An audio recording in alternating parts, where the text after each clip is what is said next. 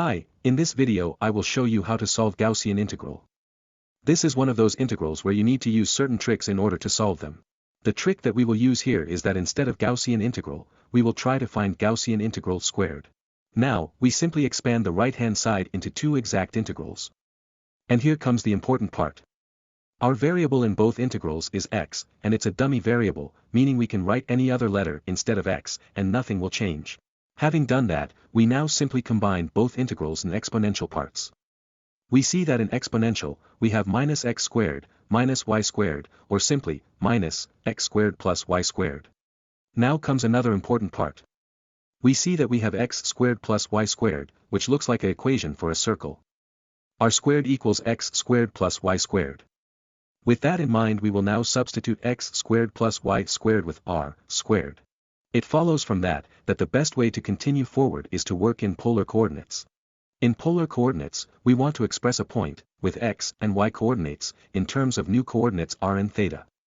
R represents the distance between origin and our given point.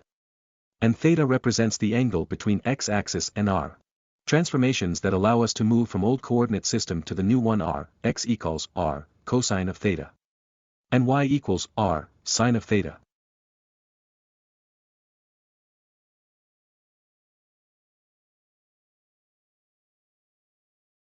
Acceptable values for r and theta are. R goes from 0 to infinity, and theta goes from 0 to 2 pi. With our new transformations, we now need to replace differentials dx and dy with dr and d theta. We do that by finding the determinant of something called Jacobian matrix. Elements in Jacobian matrix are partial derivatives of our old coordinate system, with respect to the new coordinate system. In our case, it's partial derivatives of x and y, with respect to r and theta. Once we find derivatives of x and y with respect to r and theta, we see that differentials dx and dy can be written in terms of new differentials, as dx dy equals to r, dr and d theta. We can now add all of this into our integral. We see that Gaussian integral, in polar coordinates, only depends on r, and not on theta. To solve it, we introduce another substitution. U equals r squared.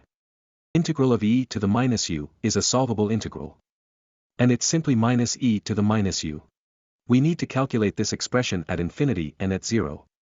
We know that e to the minus infinity is 0. And e to the 0 is 1. The only thing left is to find the integral of theta. That's a simple integral, compared to what we've been doing so far. Finding theta at 2 pi and 0, we finally have that squared value of Gaussian integral is pi. From that we finally have that Gaussian integral is equal to square root of pi. And there you have it. We found Gaussian integral not directly, but by finding its squared value. I hope this was not too hard, and thank you for watching.